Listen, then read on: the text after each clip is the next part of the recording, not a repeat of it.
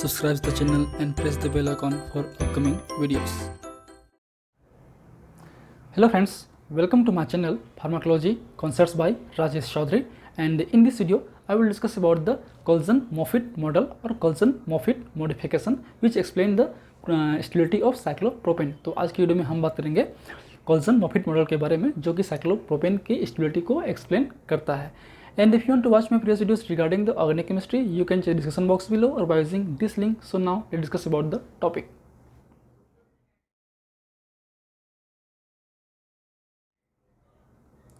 So cycloalkenes की stability को explain करने के लिए बहुत सारे थ्योरीज हैं, जिसमें कि आपकी बेस स्ट्रेन थ्योरी हैं जो कि एंगल स्ट्रेन के बेस पे था, और वो साइक्लोएल्केन्स को एक तरह के साइक्लिक नेचर के मानकर उनको एक प्लेनर फॉर्म पे रखा था और उनकी स्टेबिलिटी को एंगल स्ट्रेन के बेस पे प्रपोज किया था.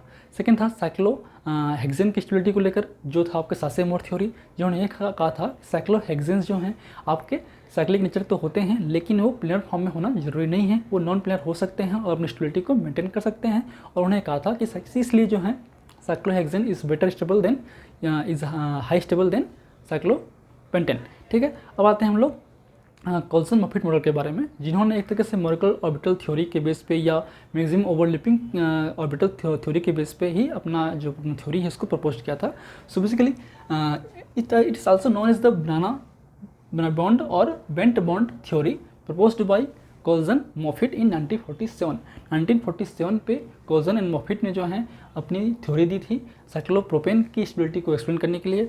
उसको हम Coulson-Moffitt मॉडल भी बोलते हैं या फिर हम बेंट बॉन्ड थ्योरी या फिर बनाना बॉन्ड थ्योरी भी बोलते हैं, क्योंकि इसका जो स्ट्रक्चर है, इसका जो अपीयरेंस है वो बनाना की तरह दिखाई देता है, या फिर इसका जो बॉन्ड का स्ट्रक्चर है वो आपके बेंट फॉर्म में होता है, इसलिए हम इसको बेंट बॉन्ड थ्योरी भी बोलते हैं. तो बेसिकली आप समझने से पहले ये जरूरी है कि अब जो बॉन्ड्स हैं वो सिग्मा बॉन्ड्स होते हैं या फिर पाई बॉन्ड्स होते हैं, जो कि आपको पता है ये आपके ओवरलैपिंग के से बनता है. तो जो ओवरलैपिंग है वो जितना ज़्यादा स्ट्रॉन्ग ओवरलैपिंग होगा आपके ऑर्बिटल्स का, उतना ही वो स्ट्रॉन्ग बॉन्ड होगा, उसकी जो स्ट्रॉन्गिटी है स्टेबिलिटी है वो अच्छी होगी. इसलिए जो है इसलिए जो alkane is the better stable than alkenes. Alkenes में ऑलरेडी डबल बॉन्ड होते हैं, पाई बॉन्ड होते हैं, इसलिए वो थोड़ा सा वीक होते हैं, वो वीक बॉन्ड होते हैं, वो इजीली टूट सकते हैं और रिएक्शन कर सकते हैं. ठीक है, तो एक और बॉन्ड है वो है बेंट बॉन्ड. अब ये क्या है इसके बारे में बात करते हैं. तो जैसे कि बात करें हम लोग, ये आपके जो रेड फॉर्म में है वो इंटरन्यूक्लियर एक्सिस है. ठीक, ये आपके पाई बॉन्ड्स हैं, ये आपके कार्बन एटम्स हैं यहाँ पे और यहाँ पे. तो इनके जो बॉन्ड्स हैं, इनका जो ऑर्बिटल है वो एक तरीके से आपस में ओवरलैप करेगा, और ओवरलैप करने की वजह से एक बॉन्ड क्रिएट होगा, उसको बोलते हैं pi bond, sorry sigma bond. और ये बॉन्ड ये जो ओवरलैपिंग है जितना स्ट्रॉन्ग होगा उतना ही बॉन्ड स्ट्रॉन्ग होगा. ठीक है, बात करें हम पाई बॉन्ड की, तो पाई बॉन्ड में जो ओवरलैपिंग है वो इस तरीके से होती है, इसे थोड़ी सी वीक होती है, वो ईजिली टूट सकता है, इसलिए वो वीक होता है.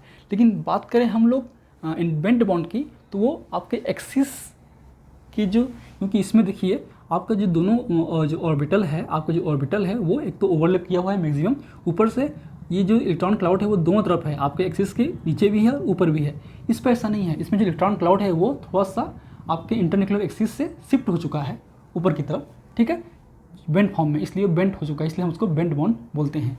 तो इसकी जो स्टेबिलिटी है वो, या जो स्ट्रॉन्गनेस है इस बॉन्ड की, वो आपके पाई बॉन्ड से कम होगी, और सिग्मा बॉन्ड से कम होगी और पाई बॉन्ड से अधिक होगी. इसलिए ये आपके स्ट्रॉन्ग बॉन्ड है, ये इंटरमीडिएट बॉन्ड है और ये वीक बॉन्ड है. अब क्योंकि ये जो बॉन्ड है ये इस तरीके से होना चाहिए था, पर ऐसा नहीं है, ये थोड़ा सा इस तरीके से होता है, तो इसलिए ईजिली ब्रेकअप हो सकता है. इसलिए जो है आपके जो प्रोपेन है, प्रोपेन की स्टेबिलिटी अधिक होती है आपके साइक्लोप्रोपेन से, क्योंकि साइक्लोप्रोपेन पे बेंट बॉन्ड फॉर्म होता है, ना कि सिग्मा बॉन्ड. अब वो कैसे हम बात करते हैं, तो जैसे कि हम जानते हैं कि आपका जो साइक्लोएल्केन्स हैं वो है तो एल्केन्स हैं, मतलब उनमें sp3 हाइब्रिडेशन होगा. अगर उसमें sp3 हाइब्रिडेशन है तो कहने का मतलब ये है कि उन पे भी आपके जो नॉर्मल टेट्राहाइड्रल बॉन्ड एंगल है वो क्या होना चाहिए, 160.5 डिग्री.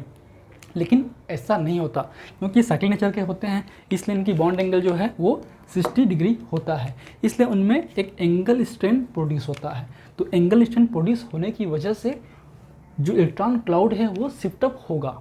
ठीक है, इसको मेंटेन करने के लिए, इस स्ट्रक्चर को मेंटेन करने के लिए, अब इसको हम ड्रॉ करते हैं तो आपको समझ में आएगा किस तरीके से होना चाहिए होगा. तो तो जैसे कि बात करें हम लोग साइक्लोप्रोपेन की, तो ये आपके सपोज ये आपके साइक्लोएल्केन का स्ट्रक्चर है, ये आपके इंटरन्यूक्लियर एक्सिस है, ठीक है। और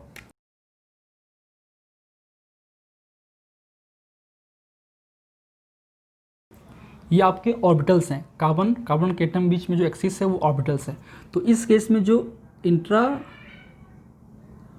ऑर्बिटल एक्सिस है वो भी लगभग सेम होगा, ये माना गया है, ठीक। ये ऐसा है नहीं, हम आगे बताएंगे।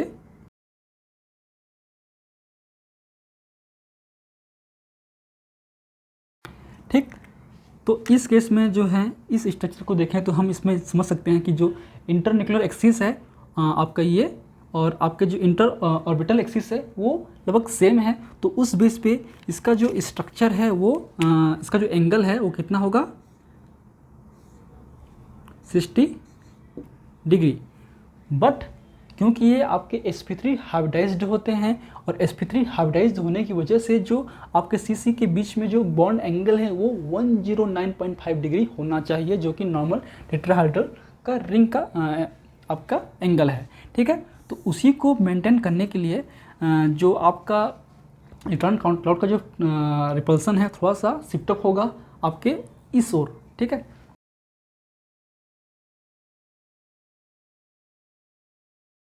So this structure forced to maintain their normal tetrahedral angle, that is 109.5 degree, thus form a bent bond, ठीक है, to reduce the angle strain।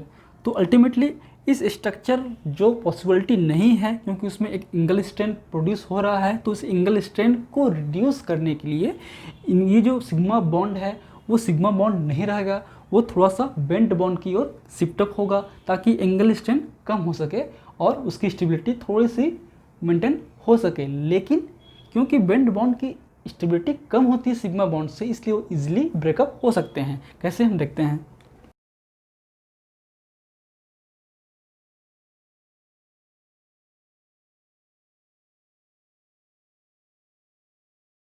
ठीक है, तो ये आपके स्ट्रक्चर है प्रोपेन का है, ये आपके साइक्लोप्रोपेन का है। तो बेसिकली प्रोपेन की बात करें या एन प्रोपेन की बात करें, CH3 CH2 CH3 की बात करें, तो उस पर जो आपके सिग्मा बॉन्ड्स हैं वो प्रॉपर्ली बनते हैं, एक मैक्सिमम ओवरलैप करते हैं, इसलिए जो इनकी जो बॉन्ड की स्ट्रांगनेस है वो हाई होती है और मोर स्टेबल होता है। ये क्योंकि आपके sp3 होते हैं आपके साइक्लोएल्केन्स या एल्केन्स, तो इसकी sp3 होने की वजह से इनका जो s करेक्टर या p करेक्टर है, तो s करेक्टर होगा आपका 25%, p होगा आपका 25%, जो कि अच्छी है, जो कि एक नॉर्मल आइडियल वे पे है। लेकिन बात करें इसकी, क्योंकि ये जो स्ट्रक्चर है इसमें एंगल स्ट्रेन प्रोड्यूस हो रहा है, तो इसलिए इसमें सिग्मा बॉन्ड ना रह के बेंट बॉन्ड फॉर्म होगा, जो इलेक्ट्रॉन क्लाउड डेंसिटी वो शिफ्ट अप होगा अपने इंटरन्यूक्लियर एक्सिस के बजाय आपके इंटर ऑर्बिटल एक्सिस पे, इस तरीके से। तो ये आपके इंटरन्यूक्लियर एक्सिस है जो इस फॉर्म पे होना चाहिए था, लेकिन इसकी एंगल कितनी है, 60 डिग्री है, ठीक है। जो आइडियली होना चाहिए 109.5 डिग्री, जो कि नहीं है, तो उसको मेंटेन करने के लिए जो इंटर ऑर्बिटल एक्सिस है वो चेंज होगा, वो शिफ्ट अप होगा, और इस तरीके से आपका बॉन्ड फॉर्म होगा, जिसको हम बोलते हैं बेंट बॉन्ड। अब ये हो गया आपका इंटर ऑर्बिटल एक्सिस, ये आपका इंटर न्यूक्लियर एक्सिस, तो इनकी जो बॉन्ड एंगल है वो हो गया 104 डिग्री, जो कि अप्रोक्सीमेटली इसके करीब पहुंच गया है, करीब तो पहुंच गया है। लेकिन अब क्योंकि ये पाई बॉन्ड नहीं है, इसलिए इसकी स्ट्रॉन्गनेस उतनी नहीं होगी, ये वीक होगी आपके सिग्मा बॉन्ड से। क्योंकि सिग्मा बॉन्ड नहीं है, इसलिए इसकी जो स्ट्रॉन्गिटी है वो कम हो जाएगी, लेकिन पाई बॉन्ड से अधिक रहेगी, ठीक। तो इसमें जो एस करेक्टर है वो केवल 16% है, और पी करेक्टर है वो 84% है। तो ये इसलिए हम बात कर रहे हैं कि ये एल्कीन से थोड़ी सी स्टेबल है, लेकिन एल्केन से आपके वीक स्टेबल है, ठीक है, स्टेबिलिटी थोड़ी सी कम है, क्योंकि इसके जो बेंड बॉन्ड है वो इंटरमीडिएट नेचर का होता है, जो स्टेबिलिटी है वो इंटरमीडिएट है, ये स्ट्रॉन्ग है, ये वीक है। तो ये आपकी मेन थ्योरीज था आपके कोल्सन एंड मॉफिट मॉडल का।